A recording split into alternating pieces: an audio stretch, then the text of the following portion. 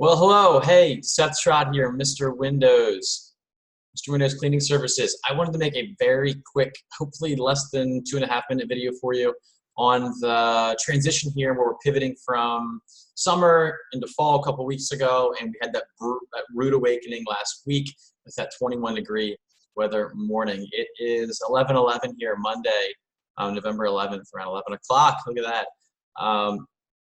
And I have 6 things here that I just want to drop in with a friendly reminder, because these things creep up on us so quick every single year, and like you blink and it's already the holiday season. We have Thanksgiving in like less than 3 weeks away from now. So first things first, the big thing that I see that plagues a lot of our customers, and I know who myself as well. Luckily, we don't have any trees on my property that have this. I cut them all down.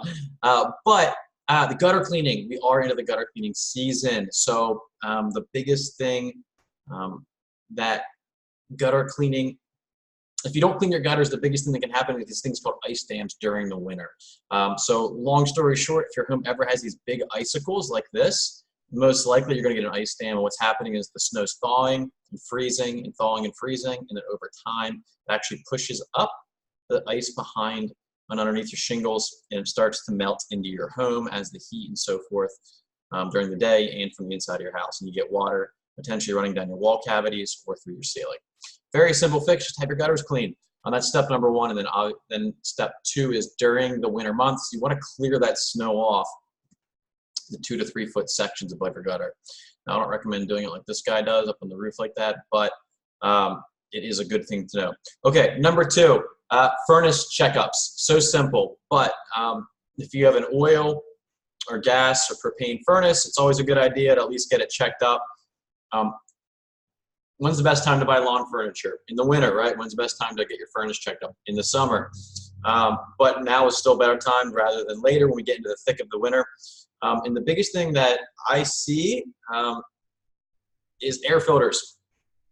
Homeowners forget to change their air filters. And let's see here. Here you go. Here's a good image of a dirty one versus a clean one. And a dirty filter can block up to like 90% of your airflow, and it strains your HVAC system, and the efficiencies plummet, and your bills go through the roof because you're not actually conditioning the air in your home because it's so much resistance there. Okay, number 3, hose bibs. So winterize them. Now we're not there yet because our temps aren't like consistently in like the sub-freezing temps, but here is what can happen if you don't winterize your hose bib. You see that big hole right there? That's a copper pipe that water expanded it because they didn't turn the valve off and turn the water off over the winter. Now we do a lot of, since we are in the Northeast, we do have a lot of hose bibs that are meant to not be turned off per se during the winter, but we have still seen some of these type fail, in the sense where you turn them on and the water kind of goes out everywhere and they don't actually aren't working properly. And we have seen them a couple times where they'll actually, the valve that stops the flow, the flow back valve doesn't work properly, and it'll leak back into the home. So just always, it's always a good idea to turn your hose bibs off. Even though we're a power washing company as well, during the spring, it is a little bit frustrating sometimes when the water's not on. It's in your best interest to always do that. So please, please, please keep that in mind. Okay, number 4, drafty and unlatched windows. So we do clean windows as well, right? So we see this all this time. This is a standard double hung window that slides up and down. And either the homeowner forgets to latch the window, these 2 latches up top, and the seal on the bottom doesn't make a complete seal, doesn't get pushed down properly, and then you get drafting. Also, we do notice these specific style windows right here that are replacement windows in new homes, that these latches sometimes they don't line up perfectly, and you have to kind of finagle them a little bit, unfortunately. So you really have to make sure that you are actually latched and inspect it. Just because you turn the latch doesn't mean it actually grabs. There's a little piece in there that grabs the top sash of the window. So always go around and check all your windows. Number 5, screens. So now is a good time to remove screens from your home if you don't like screens in your window. It lets a lot more light in your home.